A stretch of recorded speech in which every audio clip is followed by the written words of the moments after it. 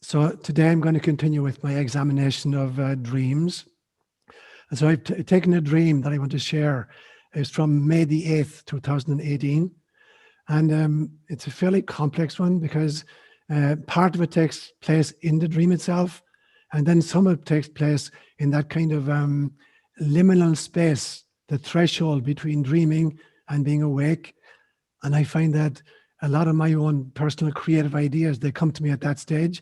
When the dream is ended, I'm not awake, but there's a place in between, a liminal space where I'm kind of reflecting and trying to make sense of the dream. So it's a little bit complex because it's dancing between the dream and the reflection in that liminal space. So this was May the 8th, 2018 at 4:10 a.m. in the morning. Moments ago, just before I awoke from a dream, a voice in my head said, "It is the dreamer that brings the dream characters into being.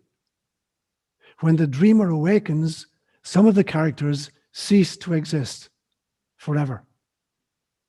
Others, like the dream ego, continue to exist from dream to dream." In the dream from which I have just awoken, one of the dream characters requested, "Please stop dreaming me." It felt like an appeal to the dream maker to desist creating the illusion of the dream character so that the dream character might awaken fully as the dream maker. It didn't feel like a despairing request from a depressed character, but rather an earnest desire by the character to awaken fully from the illusion of separate identity into the enlightened self-realization of being God. To awaken from simply being loved by God to being love itself as God. At least, let me feel this occasionally before I feel it permanently. From my dualistic perspective, this is both exciting and fear-inspiring. For when we awaken fully, all of the other characters and relationships will also dissolve. In the interim stages, if I awaken fully and others haven't yet done so, will they mourn me or even be heartbroken at my passing? So is it sometimes a more loving thing to stay in duality rather than to dissolve into unity? Is this what St. Paul meant when he said, "For me, to live is Christ and to die is gain"? It's a tug of war between mission and destination, between incarnation and origin. But perhaps it is a more loving thing to go and be mourned for a time rather than stay and contribute to an eternal state of duality for everybody. Words inspired by God. If I were to give this morning's homily a title, I might call it, "There is a Dream Dreaming Us." So today I want to focus on the phenomenon of lucid dreaming. Last week I spoke about dreaming in general. Now I want to talk about lucid dreaming. So I want to start with a story that I mentioned very briefly last Sunday. And it was a dream I had on June 17th, 2011. And in this dream, I'm climbing a mountain, really enjoying a mountain climb. It's fairly steep, but there's a little pathway on it, and I'm really enjoying the climb. And then suddenly, below me and coming up after me, I notice a woman in a rainbow jacket, exactly like the one Kathleen Lyons bought me, a rainbow-colored jacket with a hoodie on it that I still have, that she got from Tibet, of all places. But I see somebody climbing up behind me in one of these rainbow jackets with the hoodie on her. And I look closely and I suddenly realize it's my friend Polly DeLevitt, and she's smiling hugely from underneath the hood. And I suddenly realize Polly is dead. She had died a few months before of cancer. So I suddenly realize, oh my God, this must be a dream. And to test whether or not it's a dream, I push my hand through the rock face to see if I'm dreaming or waking, and my hand goes right through it. And so I realize this is one of the tests. I realize now fully this is a dream. And so now that I know I'm in a dream and I'm lucid, I figure out I'm going to get full value for my money.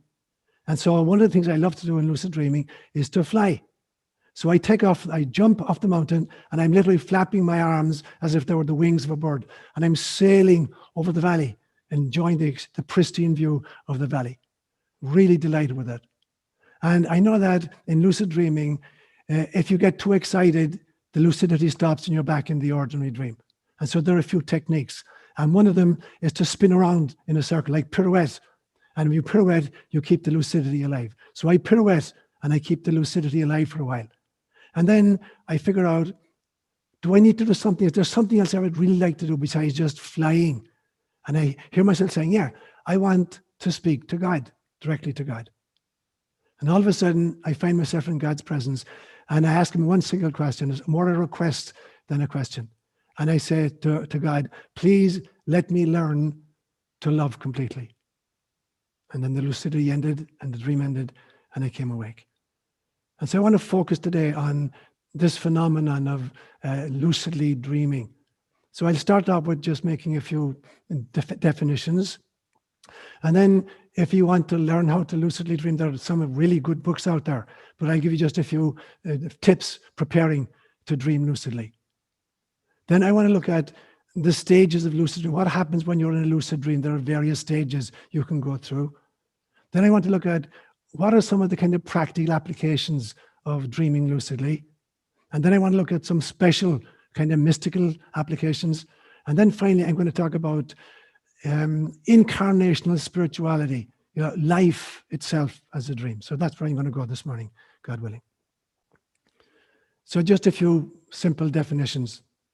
Lucid dreaming simply means that while you're dreaming, you become aware of the fact that you are dreaming. So you're actually dreaming, but you're aware in the dream that this, in fact, is a dream. And it's extraordinary because it's like a springboard that allows you to jump off into a whole bunch of different dimensions, to totally transcend this alleged waking consciousness of ours. And it leads to the realization that our cultures create our belief systems, and our beliefs create our expectations, and our expectations limit the possible experiences we can have. And then experiences determine our reality model. And lucid dreaming is a way to break through these limiting belief systems, to break through, into a different state of consciousness, into altered states of consciousness where you have access to data, which are much more important, much more pristine, and in fact, much more real than this alleged waking state in which we normally find ourselves. So that's just basically a quick definition of what lucid dreaming is. So if you're interested then in trying to have a lucid dream, how might you go about it? And the first one obviously is you need to get plenty of sleep. So plenty of sleep, and start recording your dreams when you wake up, either in the middle of the night or at the end of the night, to start recording your dreams. If you're not recording your dreams, it means that in some senses, you're not serious about having a conversation with your own subconscious or even the collective unconscious of the species. So you have to start recording your dreams, to show that you're serious about it. And when you're awake right now, as I'm speaking to you, I'm asking myself this question: am I dreaming right now or not?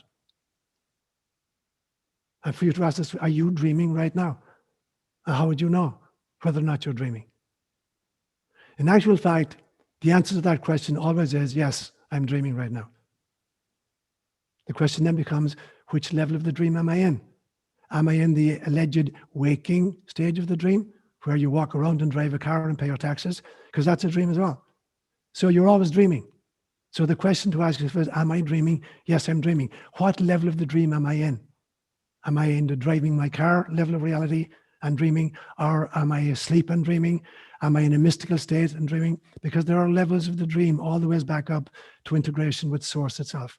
But by asking yourself the question on a regular basis throughout the day, am I dreaming? You can determine which stage of the dream you're in.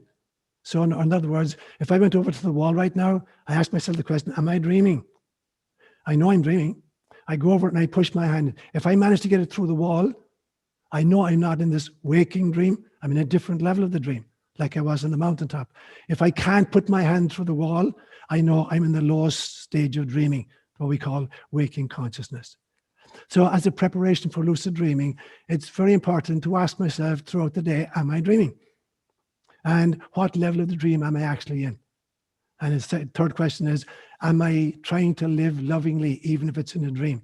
Am I trying to respond lovingly? So before you go to sleep at night, then ask yourself that question, am I dreaming right now? So in other words, you're trying to understand what level of the dream you're in, and you're priming the pump so that you might have a lucid dream afterwards. Now, you can then identify kind of signals that alert you when you're dreaming to the fact that you are dreaming. So there are two kinds of symbols or dream signs that allow you to come to the realization, oh my God, this is a dream. Some of them are very, very strong signals, like you find yourself flying, and that's a pretty good indication that you're actually flying without an airplane. That's a very good indication you're actually dreaming. Or you find yourself walking on water. That's a pretty good indication that this is not the waking state of dreaming, that it's a night stage. Or you find yourself levitating. So these are very strong signals, so that when they occur in a dream, they're triggers that say, oh my God, this is a dream, and then become lucid. Now, sometimes there are kind of weaker signals, like they're unlikely to happen, but they could possibly happen. So you're in a dream and you're talking to the Pope, or the Queen of Sweden. It's very, very unlikely that this is actually going to happen in waking consciousness. It could happen, but it's unlikely. Or you find a whole bunch of money on the sidewalk. There's a bag in the ground and you open it and it's filled with copper or even golden coins. Very unlikely it'll go to happen. It could happen, but it's unlikely. So if that happens in a dream, oh, this is a signal. I'm actually dreaming. So there are like identity dream signs that can alert you to the fact while you're dreaming that you're actually dreaming, and then you can take control of it. Now, there's another thing that I've read a lot about, and I practiced it a few times. It seems that sleep interruption actually assists lucidity in dreams. So if you set your alarm clock, suppose you go to bed typically at 10 o'clock at night and you sleep until 6 o'clock in the morning. If you were to put your alarm clock on for 3 a.m. and force yourself into wakefulness, and then spend a half hour reading or thinking or writing or meditating or whatever, and then go back to sleep, it seems for some reason that this makes it much more likely that you're going to have a lucid dream afterwards. In fact, some of the tests have shown that it is 20 times more likely that you're going to have a lucid dream if you interrupt your sleep intentionally and spend about a half hour awake and then go back to sleep again. So that would be like preparation if you want to kind of try lucid dreaming. Once you begin having lucid dreams, there are various stages you can move yourself through. And this obviously is going to take years and years and years. Some of them are very, very mystical and kind of esoteric. But the first stage of dreaming is trying to maintain lucidity. So when you get too excited, when you become aware in a dream that you're actually dreaming and you get really, really excited and you start flying or whatever, the more excited you get, the faster the dream is going to collapse. Its lucidity will collapse. So there are kind of a few tricks into trying maintaining lucidity. One of them is to look at your hands in the dream, or the other is to try to pirouette in the dream. And for some reason, this maintains lucidity. Or to regularly repeat while you're lucid, this is a dream. And then you fly and you say, this is a dream. And then you talk to God and you say, this is a dream. So you keep repeating within the dream, this is a dream. You're aware of the fact that's a dream. So stage one is trying to maintain lucidity. And obviously it takes a lot of practice. Stage two is manipulating the dream, the lucid dream. You're lucid. You're aware of the fact that you're lucid. What are you going to do with it? Now, it's like somebody gives you a lot of money. What are you going to do with the money? You could buy like 1,000 Kit Kats or a Mercedes Benz, or go to Hawaii on a vacation. You can do anything you want with it. So the money itself is just a resource. So when you're lucidly dreaming, some people use it just to seek pleasure. They want to have a good sexual encounter, literally, and they do, or they want to avoid some painful situation they're in, and they can. Or you can add in kind of your beliefs and your expectations and try to break out of that bubble of mere physicality and say, there must be something more I can do with my lucid dreaming. So this is stage three then. This is called experimentation. And now you're going to add in intention. Now, intention is what allows us to push beyond mere expectation and to experience the unknown.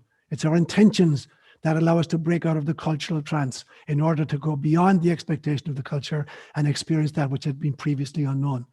And then you add to that your willpower. And will is simply intention plus emotion.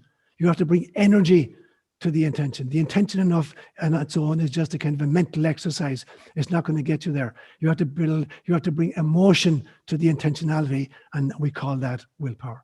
So that would be stage 3, where you're trying to experiment and you're not just kind of spending your money on Kit Kats in the dream.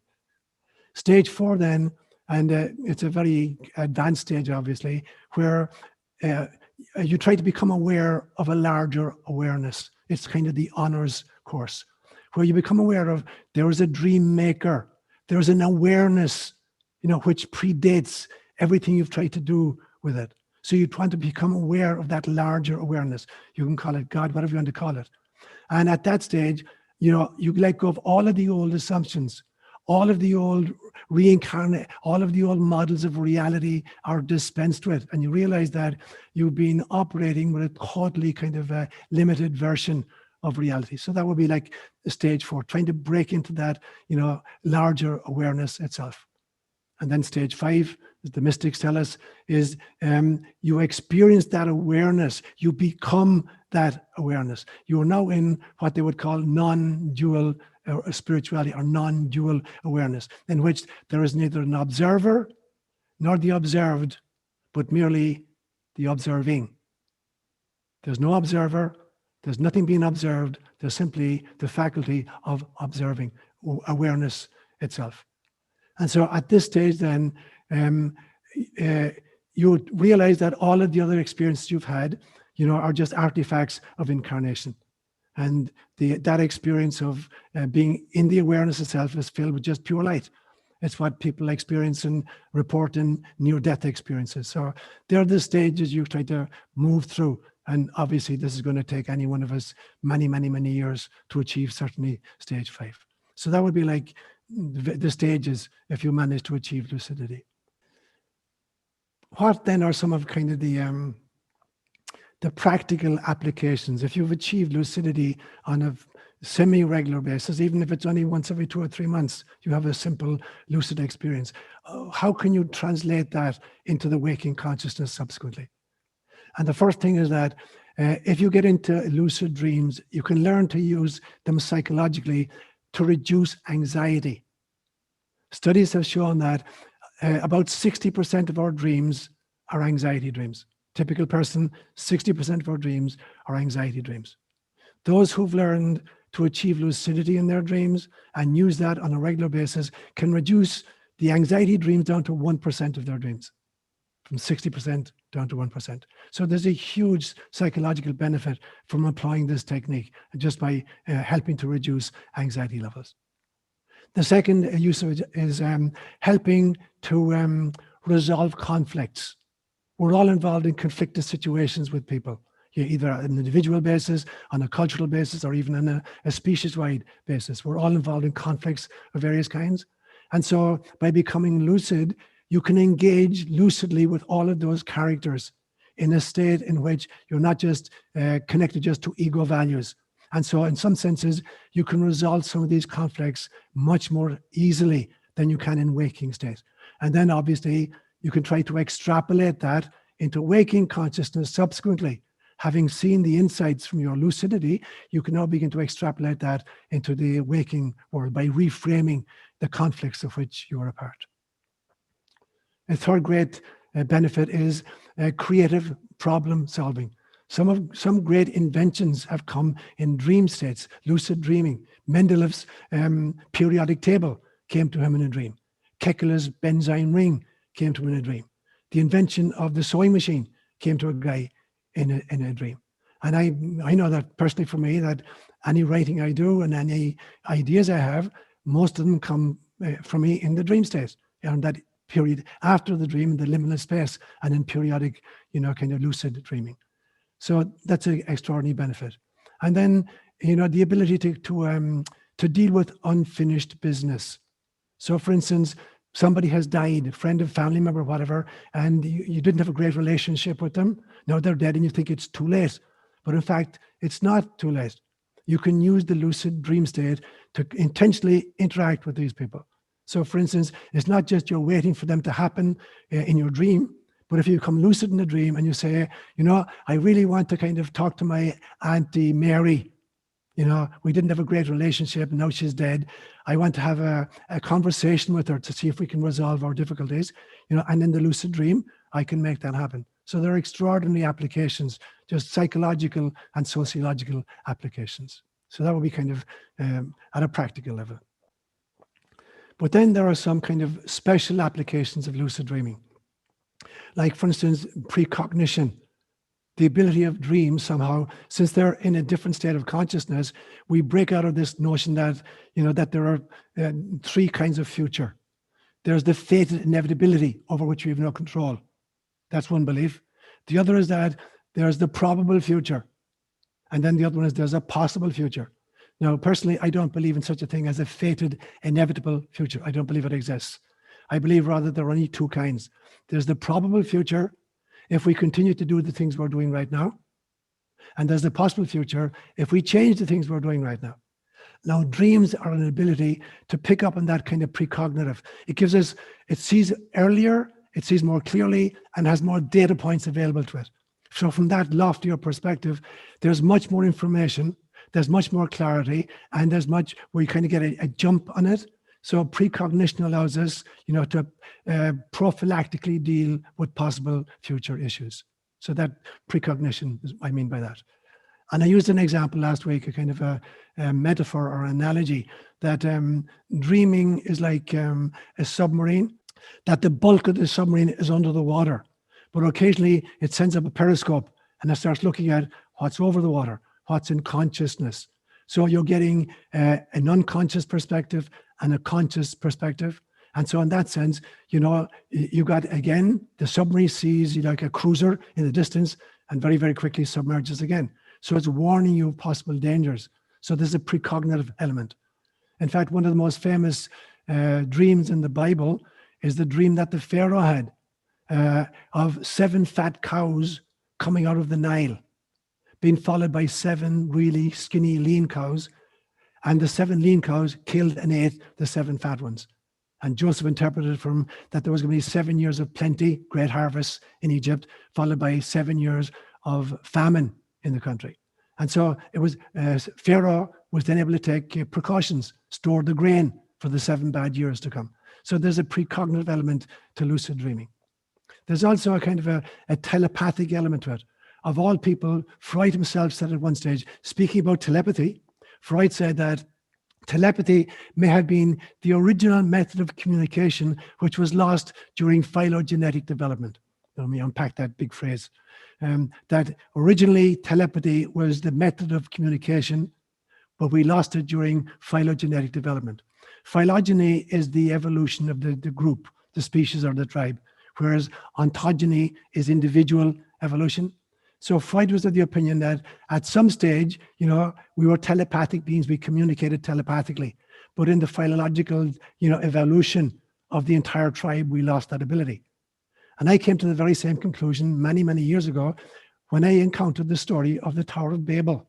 That story, where allegedly the gods look down on humans and humans are trying to build a tower in Babel to reach the heavens. And the gods, and there's many, it's not monotheistic, they say, if we allow them to do this, nothing will stop them. So let's go down and confuse their tongues.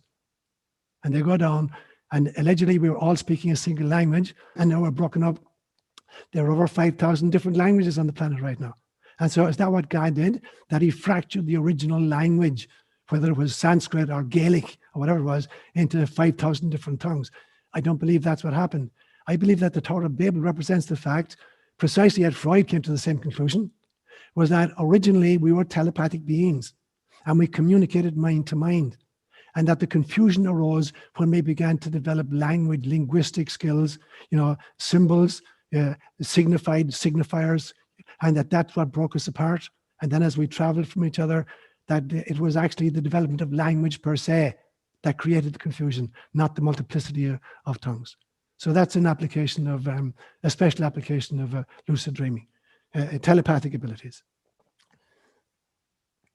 I'm going to now get into a kind of a deeper, more spiritual kind of aspect of it. And I'm going to draw heavily upon the Buddhist notion of dream yoga. Dream yoga is about spiritual transformation. It's about having deep insights into the phenomenon of consciousness itself. It's about challenging, the ideas that we birth in our waking state of consciousness. And it's telling us that consciousness does not end with the death of the brain, because consciousness is not an artifact of the brain. The brain does not create consciousness any more than your television set creates the Tokyo Olympics. The Olympics are happening, and there's a device that allows you to transmit that in an electromagnetic form in auditory and visual formats.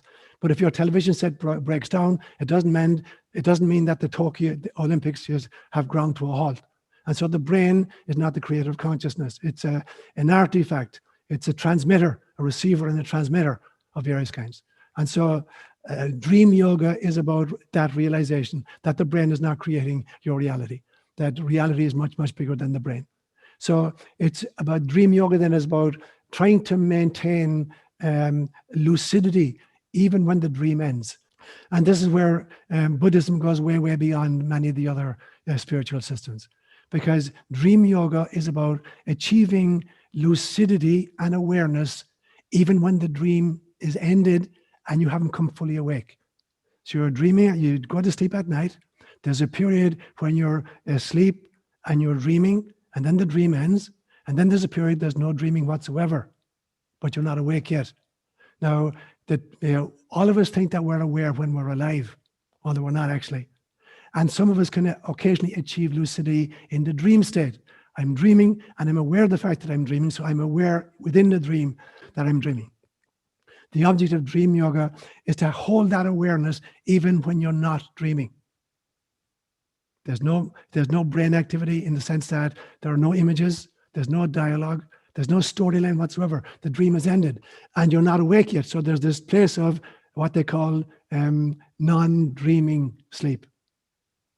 And dream yoga is about being aware even at that stage.